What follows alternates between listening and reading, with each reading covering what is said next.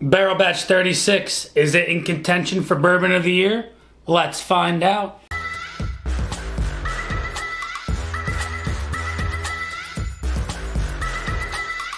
What is going on, everybody? Nathan here with the Everyday Drinker, bringing you guys a brand new video on the bar top. Today we have Barrell's newest release of their batched program. This is batch 036, coming in at a whopping 114.44 proof. Now, before we get into the review of this bad boy right here, make sure you guys drop that like, smash that subscribe button. As always, we're on the road to 20,000 subscribers. It would be a godsend and a miracle for us to hit 20,000 subscribers, but I have faith in all of you. Make sure you guys leave a comment down below on your thoughts on Barrell batches. I know Barrell has a big following and it has a big dislike.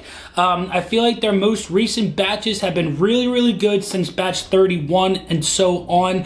I know a lot of guys aren't the biggest fans of them though, just because of the fact that they are sourcing their stuff, but I truly do believe that Barrell are the kings and queens of blending whiskey. Now, this bottle right here was sent to me from Barrell, so thank you, Barrell, so much for sending this bottle out my way.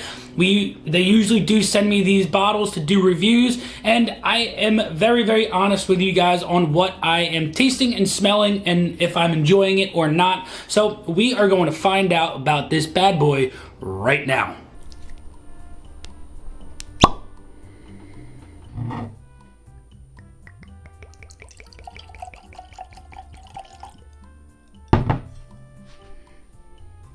So Barrell has now implemented a brand new label on the front of this bottle. It is a brand new label showcasing a big old number 036, and it also showcases on the front the ages of whiskeys and sourced from where. So this one is a 9-year Kentucky, a 7.5, 8 and 10-year Indiana, and an 8 and 15-year Tennessee. So the youngest in this is 7.5 years and the oldest is 15. So we have a very wide range. On the back, you get the mash bill, so it's 79% corn, 16% rye, and 5% malted barley. So this is only a 3-grain mash, and it's whiskeys derived from 7.5 all the way to 15 years old. So that's really cool. We've got our pour over here, and I am so excited to get into these. I've been wanting a Barrell bourbon to be just as good as batch 31. Have not found that yet. I think the second best was 035. And well, we're gonna find out right now on the nose what this bad boy is all about. So cheers, everybody. Oh wow, that's really nice. Light cinnamon. This has apple pie apples in it, like the soft, condensed, squishy, cinnamon, appley, like syrup that you get from an apple pie. And you get a little light crust note, but it's not super substantial, whereas it's like a complete apple pie. It's the apple pie filling that's rolling out of this glass. I get a little bit of a citrusy, like orange zest, but not the zest. It's more along the lines of just like the strict oils that come out of the skins. There's a lot of baking notes coming out of here. A very subtle oaky note. And then there's a little bit of lemongrass. Wow, this nose is very impressive. Wow, this nose is very impressive. It's very clean. There's nothing that stands out too much. There's not something that is off-putting. There's not something that is saying, oh, I am the main character in this bourbon. There's a lot going on, and you can definitely find all of the nuances inside of this glass very nicely. It's really nice because almost at 115 proof, you can really dig your nose in here and find so many beautiful things. The one thing that I wish this had was a little bit more of like an upfront sweetness. Like you get those apples, you get that cinnamon, but there's not a full punch of sweet. It's not savory in any aspect, but it's very baking spice forward, so it's got a little bit more of a spicy note coming off of it. So if you like that spicy nose, this is definitely one for you. But enough of the nose. Let's get into the palate and see what this bad boy is all about. Cheers, everybody. It is up front, it dries out the tip of your mouth. The tip of your tongue gets super dry. and it squeezes out all of your saliva throughout your entire mouth. This is super, super creamy. It coats every single nook and cranny around every single tooth, under your tongue, over your tongue, sides of your mouth. First kick is just like a cinnamon blast. It's almost as if you were doing the cinnamon challenge in a way, but it's not like a red hot. It's a very nice, soft cinnamon. That is the first thing that hits your mouth. Once that is gone, you get a little bit of that orange oil that rolls into it. And after that, it's a lot more of a condensed baking spice from that cinnamon. Let's get into the second sip and see if that cinnamon dissipates and if you can find a little bit more of that baking spice and if it's a little bit more enjoyable after that first sip.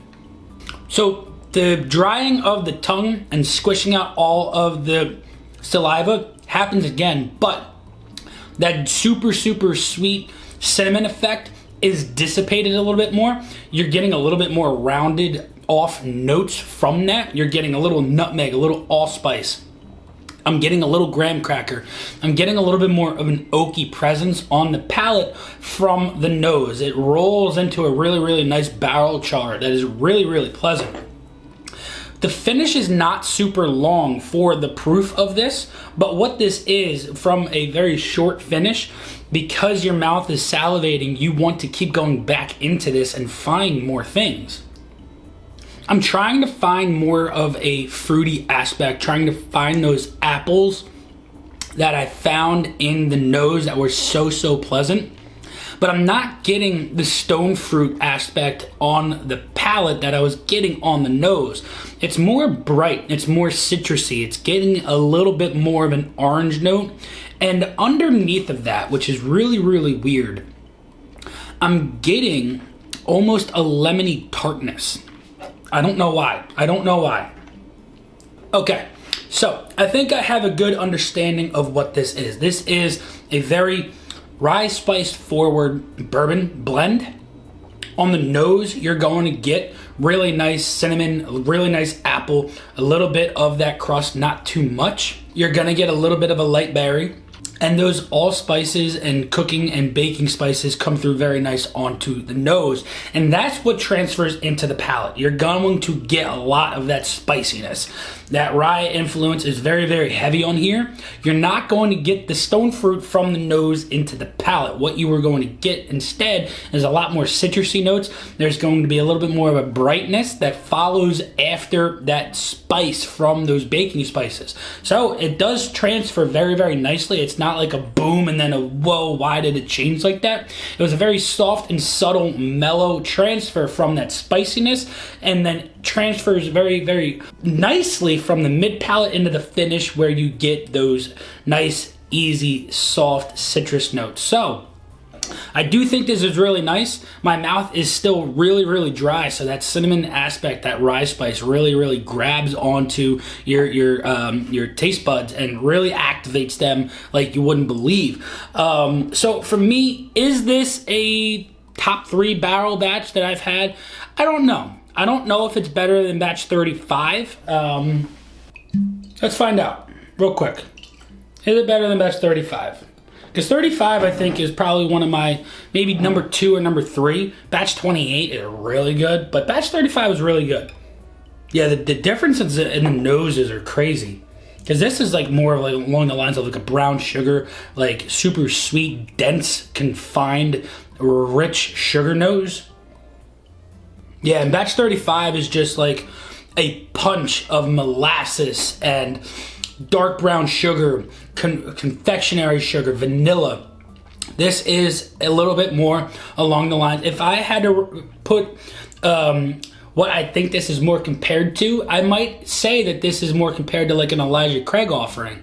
So if you're looking for something that's a little bit more spicy and bold, this is the one to go for on 36. If you're looking for something that's a little bit sweeter, a little bit more rich, I would say go for 35, but both are fantastic. 36 is really good. 35, I think might edge it out just a little bit. There you guys have it. That is my review on Barrell Bourbon Batch 36. Really good bottle if you are a fan of Barrell and you like to get all of their offerings. This is definitely one to not sleep on and try. If you're looking to just try something a little bit different, if you're a fan of the Elijah Craig spiciness, I think this one might suit your palate very, very well. Hope you guys enjoyed this one. Until next time, it's been Nathan, the Everyday Drinker.